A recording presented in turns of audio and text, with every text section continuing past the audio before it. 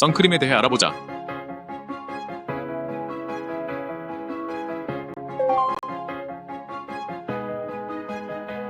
여러분은 선크림이 언제 그리고 왜 처음 만들어졌는지 궁금하지 않으신가요? 사실 선크림의 역사는 생각보다 그리 오래되지 않았답니다. 최초의 자외선 차단은 고대 이집트인들이 피부를 보호하기 위해 식물 살겨와 제스민 등을 섞어 피부에 바른 것으로부터 시작했다라고 알려져 있습니다. 하지만 이것은 자외선 차단의 역사이지 선크림의 역사는 아닙니다. 선크림의 역사는 자외선이 피부에 나쁜 영향을 끼친다는 사실을 과학적으로 밝힌 이후 시작하게 되는데 1801년 독일의 의사 겸 과학자인 요한 빌헬름 리터에 의해 밝혀집니다. 이 위대한 발견이 시작된 이후 진정한 의미의 선크림 역사가 시작되었다 할 수 있습니다. 1891년 독일의 프리드리히 해머가 로션 키닌을 조합하여 최초의 자외선 차단제를 만들었고 이것이 최초의 선크림이자 역사의 시발점이라 알려져 있습니다. 2차 세계대전 중 군인들의 화상을 막기 위한 용도로 사용되면서 전 세계에 퍼지게 됩니다. 이후 끊임없이 발전하여 오늘날에는 현대인의 필수품으로 자리 잡게 되었습니다. 단순한 뷰티 아이템이 아니라 인류가 환경에 적응해온 지혜의 산물인 셈이죠. 하지만 오늘날 우리가 선크림을 더 자주, 더 꼼꼼하게 발라야 하는 이유가 있다는 사실 알고 계셨나요? 지금부터 그 이유를 함께 알아봅시다.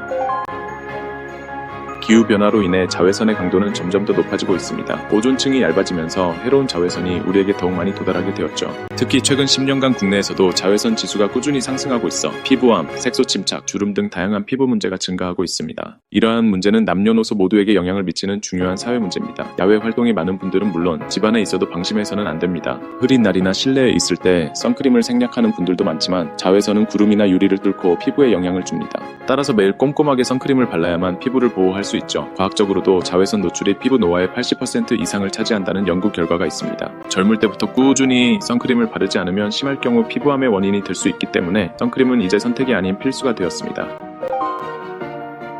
시중에 많은 선크림 중 어떤 제품을 선택해야 할까요? 우선 SPF와 PA 등급을 꼭 확인해야 합니다. SPF는 자외선비 차단 지수, PA는 자외선의 차단 효과를 의미합니다. 일상생활에는 SPF 30, PA++ 이상의 제품이면 충분하지만 야외 활동이 많다면 더 높은 지수를 선택하는 것이 좋습니다. 자신의 피부 타입에 맞는 제품을 고르는 것도 중요합니다. 지성 피부라면 산뜻한 젤 타입, 건성 피부라면 보습 성분이 함유된 크림 타입을 추천합니다. 민감성 피부는 무기자차 성분을 선택하면 좋고 향료나 색소 등 자극 성분이 적은지도 꼼꼼히 살펴보세요. 선크림을 올바르게 바르는 방법도 중요합니다. 바르는 양은 500건짜리 동전 크기 정도가 적당하며 얼굴뿐 아니라 목, 귀, 손등 등 노출 부위에도 꼼꼼히 발라야 합니다. 2부터 3시간마다 한 번씩 더 발라주는 것이 효과적입니다. 땀이나 물에 닿으면 차단 효과가 줄어들 수 있기 때문이죠. 선크림은 메이크업 전에 바르는 것이 가장 좋으며 화장 후에는 미스트 타입이나 쿠션 타입 선크림으로 덧바를 수 있습니다. 이처럼 올바른 사용법을 지키면 자외선으로부터 피부를 효과적으로 보호할 수 있습니다.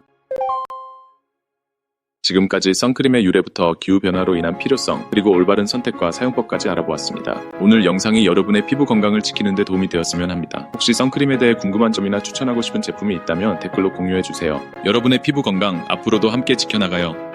영상이 유익했다면 구독과 좋아요 부탁드립니다.